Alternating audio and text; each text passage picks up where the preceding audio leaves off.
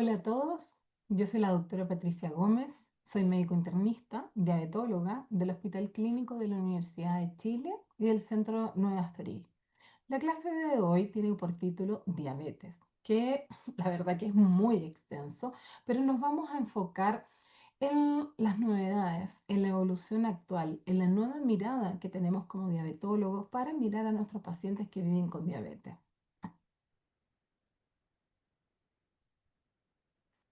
Primero, por supuesto, tener claro que esto es una pandemia, lo mismo que el sobrepeso y la obesidad, y que cada vez tenemos más pacientes que viven con diabetes.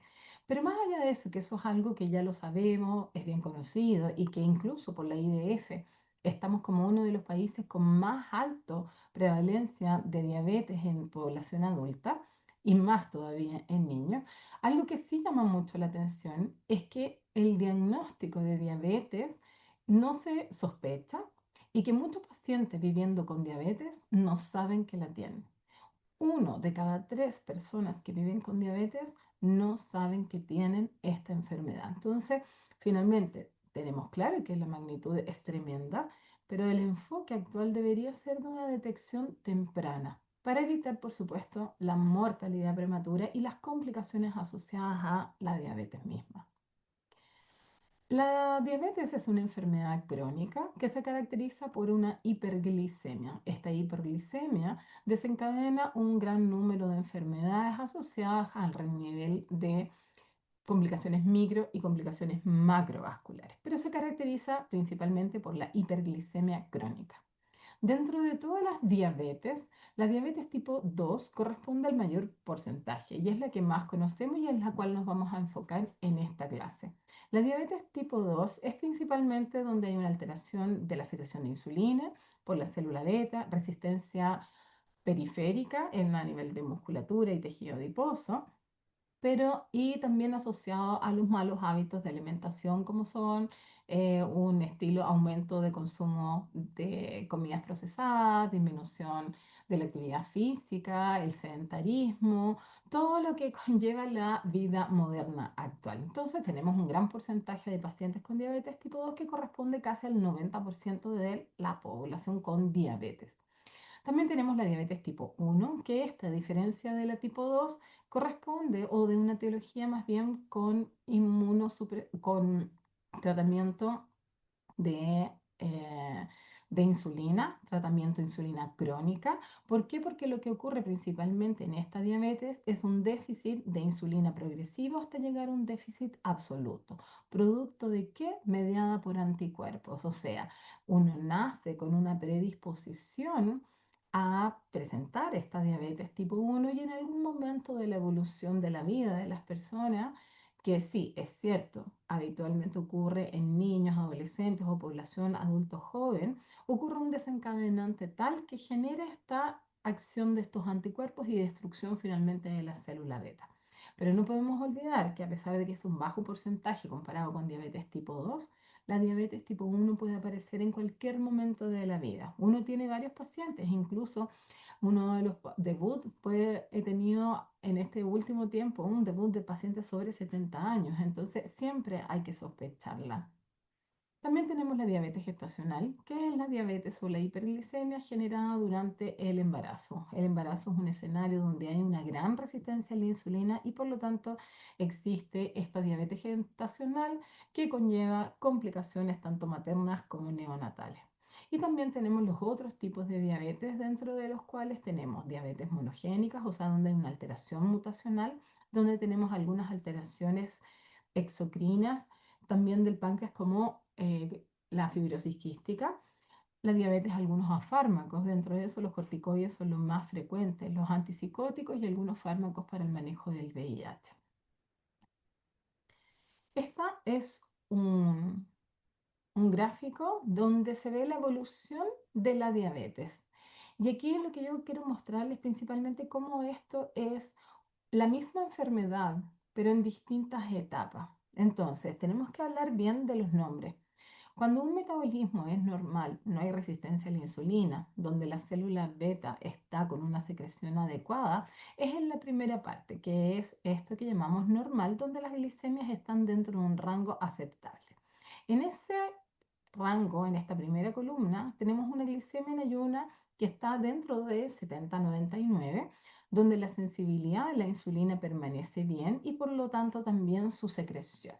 Sin embargo, a medida que se van agregando algunos factores propios de la diabetes tipo 2, como el sobrepeso, el sedentarismo, dieta inadecuada, aumento de comidas procesadas y de carbohidratos simples, empieza a ocurrir una hiperinsulinemia compensatoria.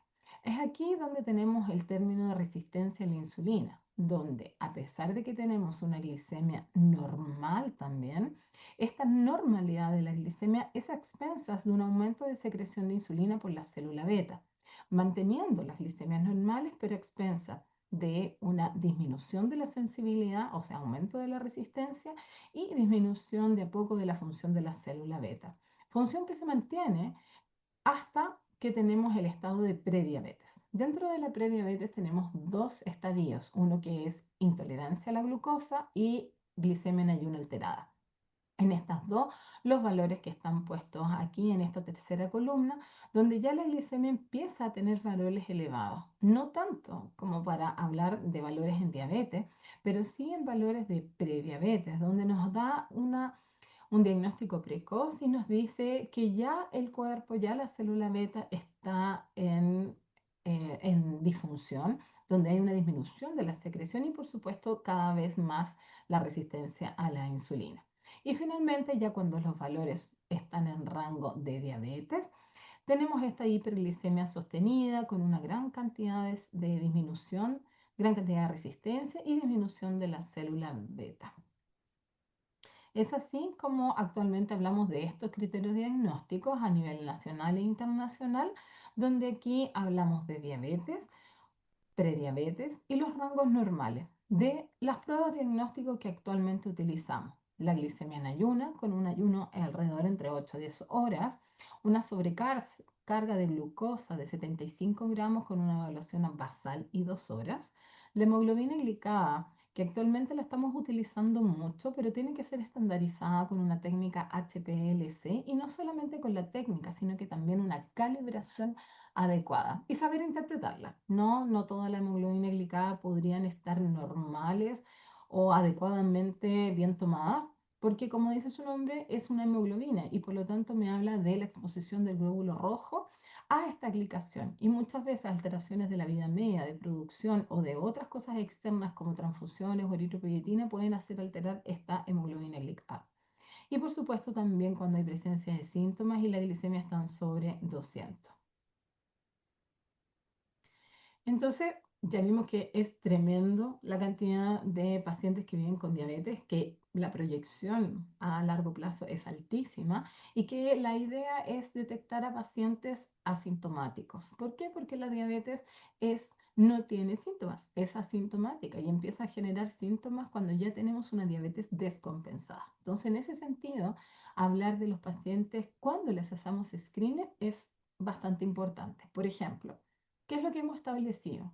Para pacientes, todo adulto mayor de 35 años, independiente de los factores de riesgo, debe hacerse un screening para el diagnóstico de diabetes. Y puede ser antes a cualquier edad adulta, siempre y cuando sean con sobrepeso o obesidad, más uno de los factores de riesgo que tenemos para la diabetes. Familiar primer grado con diabetes, hipertensión, HDL bajo, triglicéridos elevados, síndrome ovario poliquístico, macrosomías previas, sedentarismo, fármacos para el manejo de VIH. Y esto se debe repetir cada 3 años si es que sale un resultado normal. Entonces, está claro que desde los 35 años hay que hacerlo a todos y antes si es que tenemos sobrepeso. También es importante saber cuándo hacemos el screening o el tamizaje a la población pediátrica, entendiendo que también nuestro país tiene una población de sedentarismo y sobrepeso, obesidad en nuestra población de niños altísima. Y esta se hace a partir de los 10 años o el inicio de la pubertad en pacientes con sobrepeso o con dos factores de riesgo. Lo ideal es encontrar en el estado previo a la diabetes, resistencia a la insulina o prediabetes. Y en eso tenemos una gran oportunidad de hacer una remisión, una disminución de la progresión y volver incluso a la normalidad. Principalmente acá les quise mostrar cuáles son las modificaciones del estilo de vida en relación a la actividad física y del sueño tan importante actualmente que influye muchísimo en nuestras secreciones de hormonas de contrarregulación y que permiten una inflamación disminuida si es que realmente cumplimos con esas características. Y así también, ¿cuáles son los fármacos? Hasta el momento el fármaco más probado en la prediabetes y que tiene bastante evidencia es la metformina, pero la metformina no es la más importante ni en todos los pacientes. Sabemos que la metformina junto con las medidas no farmacológicas, donde mayor tiene efecto de disminuir la progresión hacia la diabetes, es en los pacientes con índice de masa corporal más de 35, menores de 60 años y mujeres que ya hayan tenido una diabetes gestacional. Entonces, en esa población, sí o sí, es que tenemos que dejarle metformina en dosis de 1500 para arriba. Esa es la dosis. No me sirve dejarle 500 miligramos de metformina a un paciente. O sea, si realmente estamos en prediabetes, y digo claro, prediabetes, porque no estoy hablando de resistencia a la insulina.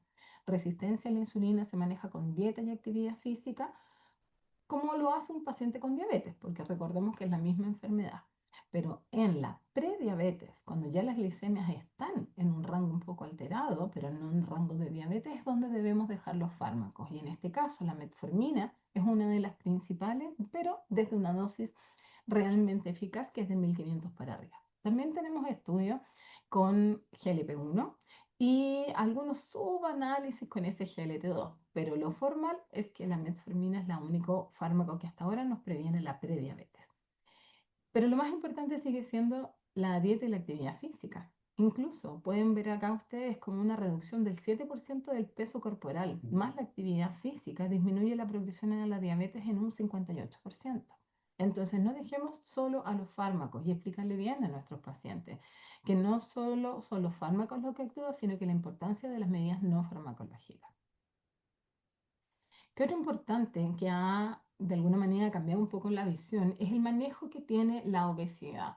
La obesidad actualmente, desde la definición del Lancet hace 2 años atrás, donde decíamos que hablábamos de una obesidad clínica. Esta obesidad clínica no es algo estético, sino que es una enfermedad crónica, así como lo es la hipertensión, como la diabetes o la enfermedad renal crónica, y que este exceso de adiposidad y esta enfermedad crónica es la que nos genera disfunciones a diferentes órganos, principalmente a nivel del hígado, corazón, riñón y por supuesto también la diabetes. ¿Ya? Entonces el enfoque actual o manejo de peso es actualmente no en forma adicional o un objetivo secundario, sino que claramente pasó a ser un objetivo primario, donde podemos obtener muchísimos buenos resultados en relación a disminución de la presión arterial o mejoría del control glicémico e incluso remisión de la diabetes cuando ésta se presenta en etapas tempranas y logramos bajar en forma importante el peso y la adiposidad. También hay otro término que ustedes deben conocer, que es el síndrome cardiovascular renal metabólica o CKM. Este es un término en el cual nos dice y nos habla de que el exceso de adiposidad es el generador de un fenómeno inflamatorio dañino a nivel de varios órganos y que finalmente esta persistencia genera daño a nivel renal, cardiovascular, la diabetes, síndrome ovario poliquístico, apnea del sueño y también el hígado, el más el D, que también corresponde a una manifestación hepática de toda esta desregulación metabólica y el exceso de adiposidad. Entonces, actualmente es un síndrome que nos sirve para poder entender de que todo parte desde el exceso de la adiposidad y que no solamente debemos mirar un solo órgano, sino que debemos mirarlo en forma integral y poder entender de que la disfunción de uno de estos órganos producido por el mismo origen me va a generar consecuencias alrededor de todos los otros órganos. O sea, yo, como diabetóloga, veo un paciente que vive con diabetes, debo sí o sí evaluar su hígado, debo sí o sí evaluar la parte cardiovascular, debo sí o no ver la parte renal y obviamente también las otras alteraciones como por ejemplo exceso de adiposidad, pero también el peso de osteoarticulares, de apnea del sueño, ovario poliquístico, que son todos los trastornos que pueden estar afectados por el exceso. Entonces esto es un enfoque multidisciplinario. donde no solamente cada uno lo ve a través de un túnel mirando el riñón, el corazón o la diabetes, sino que tenemos que mirarlo en conjunto.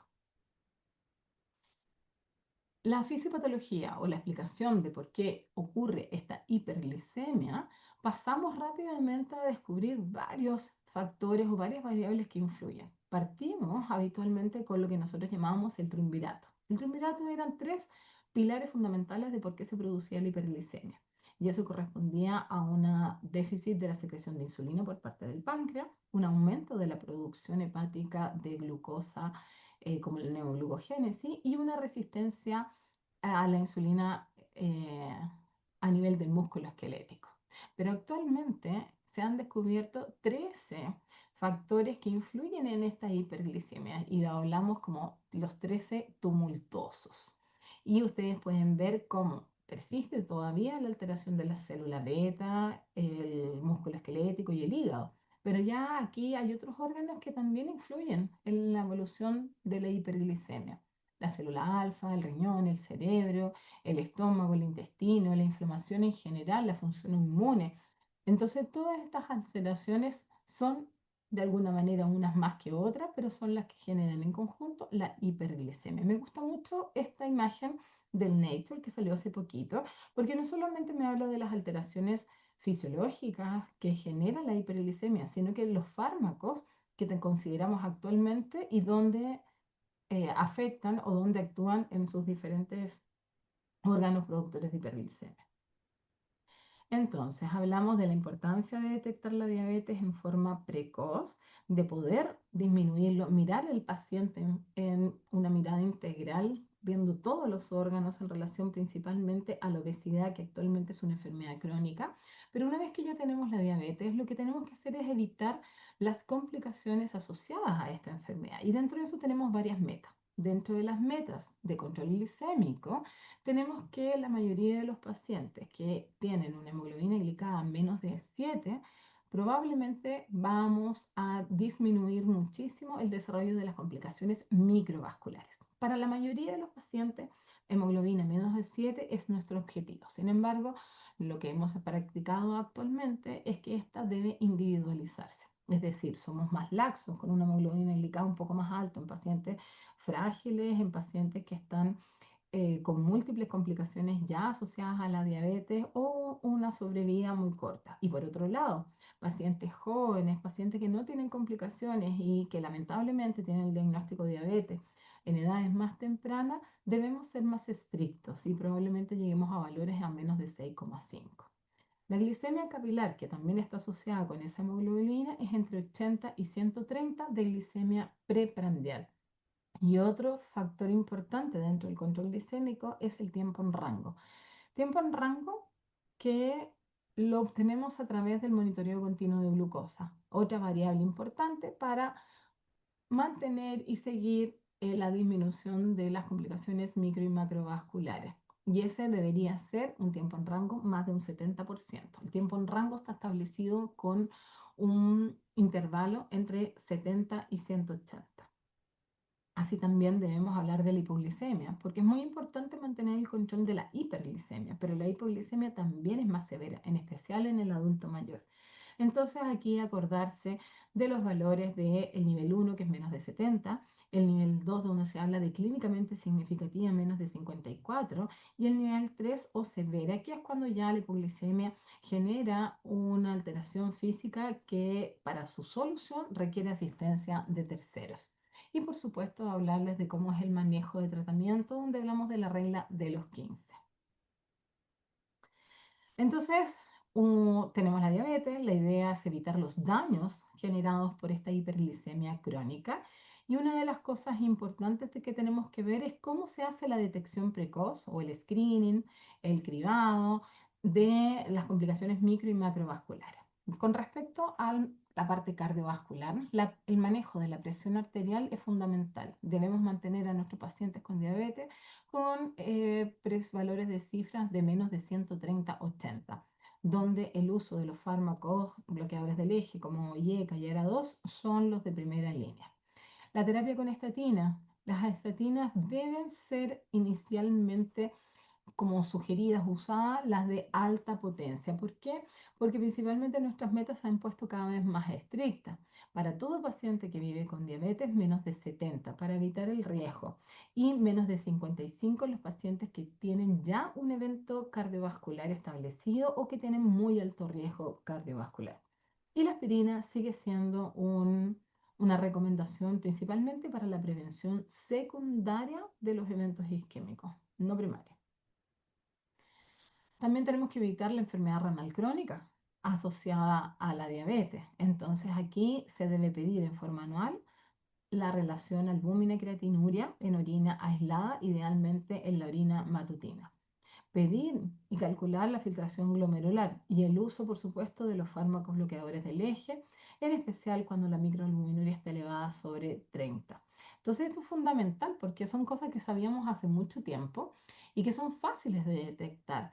Nosotros hicimos un estudio de ver en los pacientes cuánto se pedía este examen. Y la verdad que se pide muy poco en los pacientes con diabetes. Y es un examen fácil que está cubierto por la parte de prevención, que es, además de detectar en forma precoz la enfermedad renal crónica, cuando se detecta, habla de riesgo cardiovascular también asociado. Por lo tanto, es un examen que nosotros tenemos que pedir en forma obligatoria.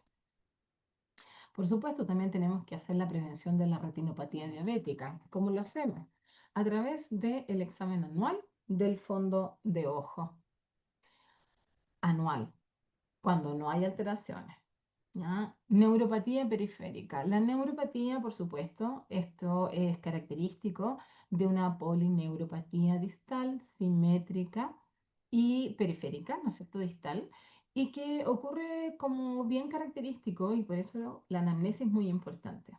Es distal, la mayoría de las veces ocurre en la noche, es principalmente como sensación, los pacientes describen como sensación de hormigueo, quemazón en los pies, pero esta siempre idealmente tiene que ser simétrica y distal, ¿ya? Y sensitiva motora.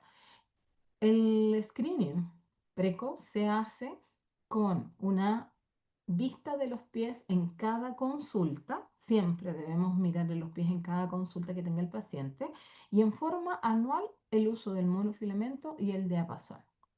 Y no olvidar tampoco que existe la disfunción autonómica en diabetes, en la cual uno la debe sospechar cuando tenemos pacientes con taquicardia persistente, la hipotensión ortostática, gastroparesia, sensación de náuseas o saciedad precoz y por supuesto la disfunción eréctil.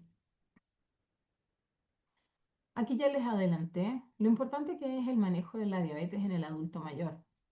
Aquí lo que tenemos que evitar más que la hiperglicemia y evitar la progresión hacia las complicaciones es evitar la hipoglicemia.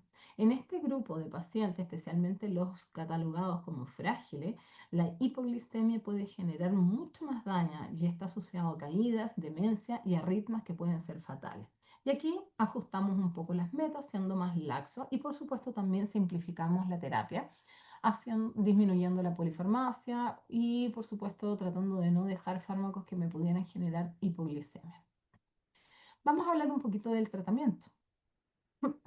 Y aquí quería mostrarles una línea de tiempo donde como nosotros pasamos de en los años 90 a 2000 de mirar que nuestro objetivo de nuestros pacientes era exclusivamente el control glicémico. Mirábamos las complicaciones microvasculares porque sabíamos que si mejorábamos la glicemia y la hemoglobina glicada, eso es lo que íbamos a prevenir.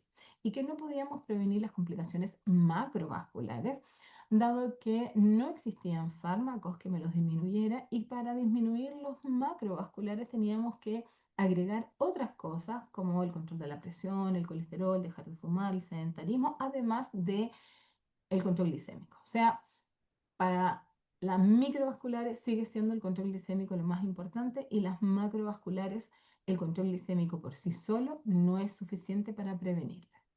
Bueno, y así estábamos hasta que el año 2007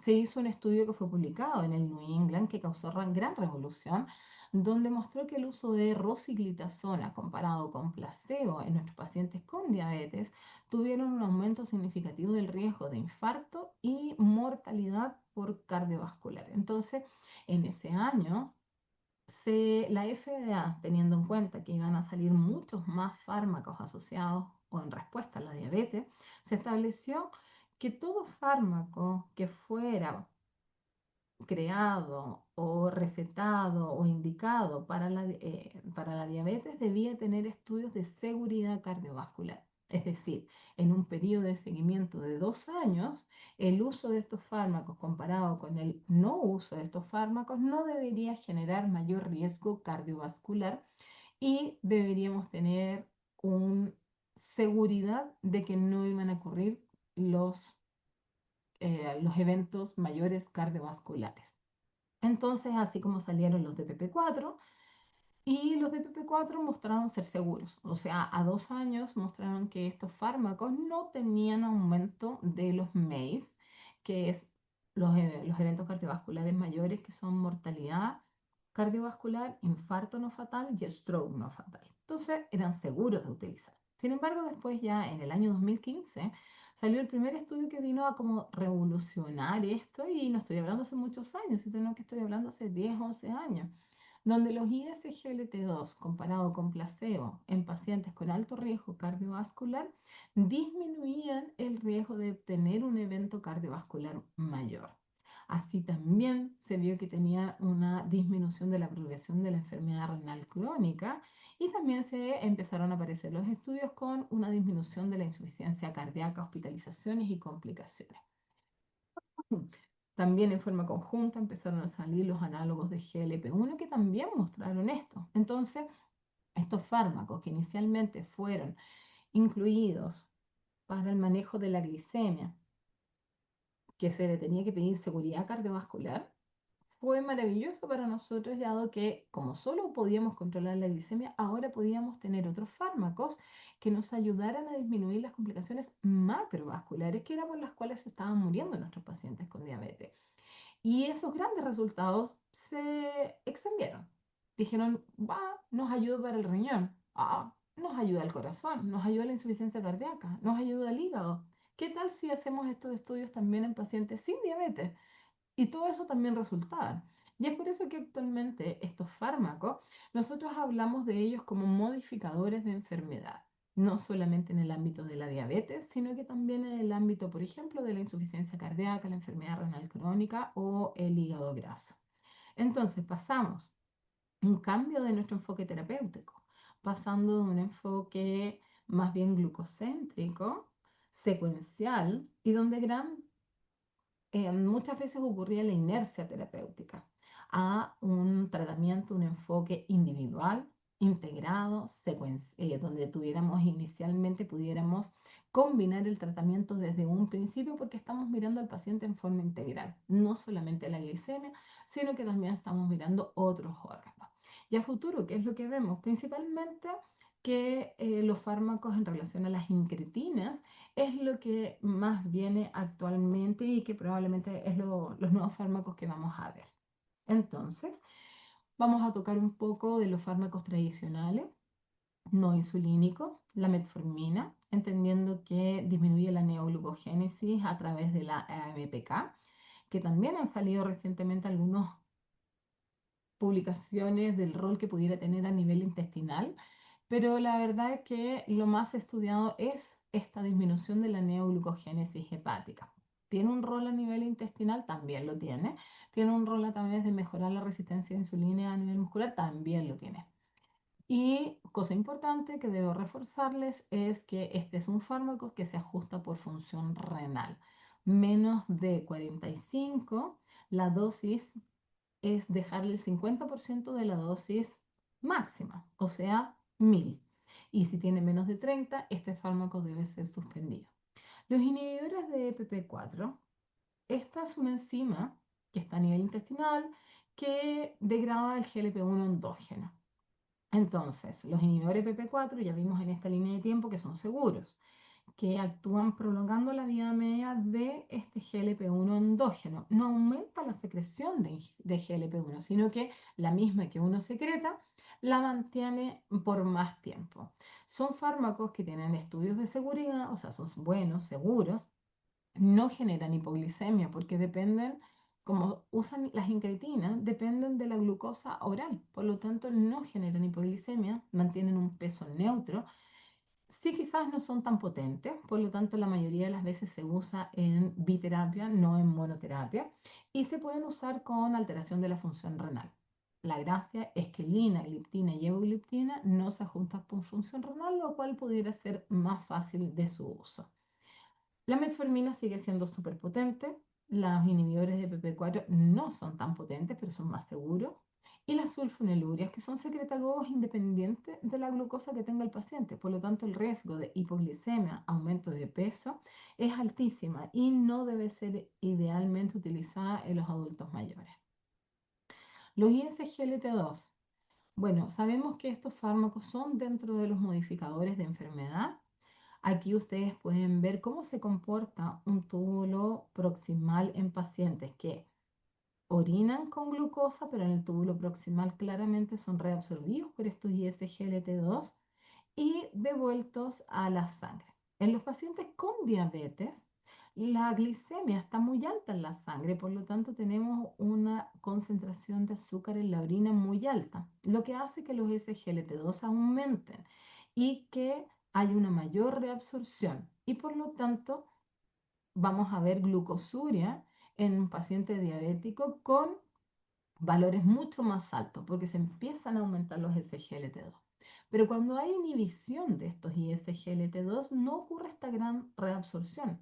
Por lo tanto, en sangre mantenemos glicemias más bajas en forma persistente, pero tenemos una gran glucosuria. Entonces, no solamente tenemos glucosa, sino que también la glucosa conlleva la natriuresis y por lo tanto también nos generaría una disminución de la presión intraglomerular. Entonces tenemos beneficios hemodinámicos con disminución de la presión arterial, disminución de la, de la presión intraglomerular, disminución de la reabsorción de glucosa y por lo tanto importante glucosuria, pero también existen efectos indirectos.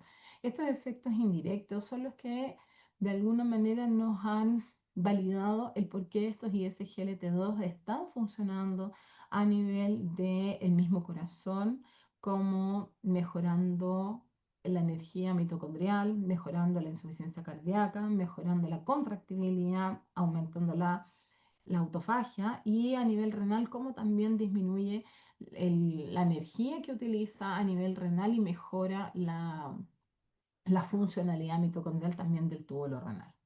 Es cierto, estos fármacos maravillosos tienen algunos efectos adversos, pero estos efectos adversos son conocidos, son medibles y son leves. Y uno puede de hacer que con educación los pacientes tengan disminución de estos efectos. Dentro de eso están las infecciones micóticas genitales, los cuales uno explica cómo deben evitarse y estas no ocurren. Y si ocurren, son muy leves. También puede ocurrir hipotensión ortostática, incontinencia urinaria, deshidratación y la cetocidosis euglicémica, que no es tan frecuente, pero sí ocurre. Y esta cetocidosis hay que aprender cómo ocurre, cuál es la causa fisiopatológica, pero que no ocurre en todos los pacientes, sino que ocurre en el contexto de un escenario con liberación de hormonas de contrarregulación como es el estrés. También tenemos los agonistas del GLP-1, otro gran fármaco. Pero a diferencia de los DPP-4, estos fármacos que también actúan a nivel de incretinas hacen una estimulación de la secreción de GLP-1, es decir, no solo mantienen por más tiempo la concentración de GLP-1 endógeno, sino que aumenta su concentración. Y este aumento de la concentración es la que permite generar una gran acción en otros lados del GLP-1, donde existen estos receptores de GLP-1. Y eso permite que uno tenga una reducción de la hemoglobina glicada, una mejor funcionalidad de la célula beta, mejoría de la resistencia a insulina, del tejido adiposo y también a nivel central de disminución del apetito, aumento de la saciedad y disminución del vaciamiento gástrico. También tienen efectos gastrointestinales, efectos adversos, dentro de los principales gastrointestinales. algunas náuseas, distensión abdominal, diarrea, constipación, pero son síntomas que son leves y que se van disminuyendo a medida que el paciente se expone a estos fármacos. También ha habido algunas otras contraindicaciones en todo este desarrollo de estos fármacos, principalmente el cáncer medular de tiroides, en 2, que son las contraindicaciones formales. Existen algunas contraindicaciones o precauciones más bien en relación a la pancreatitis, cáncer de páncreas, eh, cálculos en la vesícula, ¿no es cierto? Y que pudieran generar una más bien precaución. La retinopatía diabética es, que es otra de las cosas bien famosas o bien que se ha dado alto en las redes sociales. Cualquier fármaco que baje la glicemia en forma potente y que haya una retinopatía diabética proliferativa no tratada, la va a empeorar. Entonces, estos fármacos potentes, sin una evaluación oftalmológica y sin tratamiento cuando está la retinopatía, me va a aumentar la retinopatía diabética. Esto también ocurre en los pacientes con insulina, en los pacientes con cirugía bariátrica. Entonces, cuando damos estos fármacos debemos tener en cuenta todas sus contraindicaciones, todas sus precauciones y por supuesto tener al día todas las evaluaciones de los estudios de las complicaciones microvasculares. Actualmente llegó a Chile este coagonista de GIP y GLP-1, también basado en las incretinas, y es el tirzepatide, que es un doble estímulo, que es una molécula que actúa en dos lados. Una sola que tiene activación de GLP-1 y activación de GIP. Aquí se agrega del GLP-1 que el GIP tiene una una acción principalmente a nivel de la termogénesis, del tejido adiposo, de la lipólisis y por supuesto también una baja importante del peso y una mejor tolerancia digestiva. Los resultados de estos programas mostraron una reducción de hemoglobina glicada extraordinaria como de 2,4% y una pérdida de peso hasta un 21%. Así que estos fármacos sí realmente tienen un enfoque de manejo glicémico y de peso y están en desarrollo de demostrar todas las otras beneficios no peso, no glicémico que tienen estos fármacos. Entonces, este es los algoritmos actuales que tenemos. Esto está sacado por el Nature y por la Asociación Americana de Diabetes. ¿Y cuál es este enfoque? Para recordarles principalmente. Entonces, ¿se acuerdan que antes teníamos solamente la mirada glicémica? Actualmente tenemos muchas cosas que tenemos que mirar en nuestros pacientes y es por eso que en la parte de arriba, en forma paralela, es decir, al mismo tiempo, nosotros evaluamos a nuestro paciente desde el punto de vista del control glicémico, o sea, definimos cuál es nuestra meta de hemoglobina glicada y cuál es el fármaco ideal para bajar hacia y lograr nuestra meta. También tenemos que evaluar el peso, por supuesto, como el peso, el índice de masa corporal, la composición corporal y tratar de bajar la adiposidad. Y por otro lado, tenemos que ir disminuyendo la reducción del riesgo cardiovascular y renal en pacientes con diabetes tipo 2, cosa que antes no teníamos cómo lograrlo. Entonces, la enfermedad renal crónica, o si el paciente ya la tiene con una microalbuminuria positiva o una velocidad de filtración disminuida, los pacientes que tienen insuficiencia cardíaca, ya sea con fracción de eyección preservada o reducida, pacientes que ya tuvieron un evento cardiovascular o que tienen alto riesgo cardiovascular. Entonces, la primera aproximación de nuestro paciente es en forma individual, pero mirada con diferentes evaluaciones de diferentes órganos que pudieran estar comprometidos porque sí podemos actuar. Y a partir de esta evaluación inicial es que dejamos los fármacos. Fármacos que se sugieren según la evidencia actual que hay. Por ejemplo, para el control glicémico, obviamente que tenemos que tener bien claro cómo los fármacos, cuáles son más potentes que otros, cuáles tienen efectos adversos, cuáles pueden ser indicados o tienen contraindicaciones. Para el manejo del peso, como desde los fármacos donde tienen mayor potencia a los que tienen menor potencia o incluso hasta que pueda subir de peso. Si tiene enfermedad renal crónica, es por supuesto los YECA y ARA2. Y arriba de los YECA y ARA2, sobre esto, los SGLT2 como primera opción. También los GLP-1 tienen evidencia, pero esta todavía no es tan fuerte como para priorizar el uso de y SGLT2. La insuficiencia cardíaca, uso de SGLT2. Y para los pacientes de alto riesgo o que ya tuvieron un evento, tanto GLP-1 como ISGLT2 son los fármacos que tienen que estar indicados en nuestros pacientes, independiente del control glicémico. ¿A qué se refiere eso? Que un paciente que está con un buen control metabólico, pero no tiene alguno de estos fármacos y tiene indicación, hay que usarlos, ¿ya? O sea, independiente si el control de la glicemia está normal. La insulina es otro tema enorme, sin embargo, tenemos que saber de que la insulina cumple un rol importante, que no se ha acabado a pesar de la gran cantidad de fármacos que tenemos actualmente y que la insulina es, por supuesto, el tratamiento para los diabéticos tipo 1, que es el tratamiento seguro para las embarazadas y que debe indicarse a los pacientes con diabetes tipo 2 siempre cuando tienen un síndrome diabético agudo. Es decir, si a ustedes les llega un paciente que ha tenido pérdida de peso, polipsia, poliuria, polifagia, debe iniciarse insulina. No intentar con 2 o 3 fármacos orales o no insulínicos, debe tener inicio de insulina. Lo mismo cuando la hemoglobina glicada está muy alta y ya hay otros tratamientos empezados y cuando las glicemias están sobre 300. El monitoreo continuo de glucosa, como ya les dije, es otro valor que nosotros usamos para mantener el control glicémico. Lo ideal es mantenerlo sobre el 70%. Estas son mediciones continuas de glicemia intersticial y que ustedes cada vez más van a ver en que nuestros pacientes lo están utilizando. Entonces, como mensajes finales. Primero, el diagnóstico. Es una pandemia, está extendiéndose. Lo importante es hacer el diagnóstico precoz e incluso no solo precoz de diabetes, sino que los estados previos como resistencia a la insulina y la prediabetes. Saber que la hemoglobina glicada, el tiempo en rango y la prueba de tolerancia a la glucosa son los exámenes que nos van a ayudar a hacer el diagnóstico y que toda persona sobre 35 años debe hacerse este screening.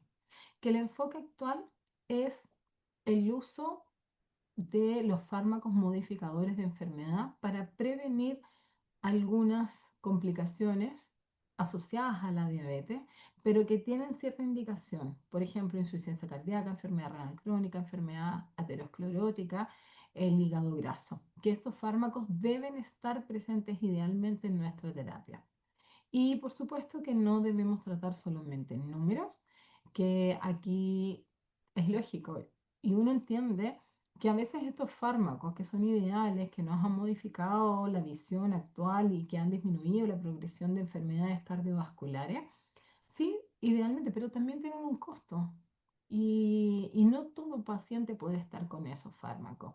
Pero no podemos olvidar de que también tenemos que tratar el colesterol para llegar a las metas, la presión arterial, el cese del cigarrillo, la actividad física, el peso, la obesidad, que son cosas que podemos tratarlas eh, en el contexto de que no podamos usar estos fármacos modificadores de enfermedad, que es una cosa bastante más importante. Entonces, con esto concluyo la clase y mi presentación.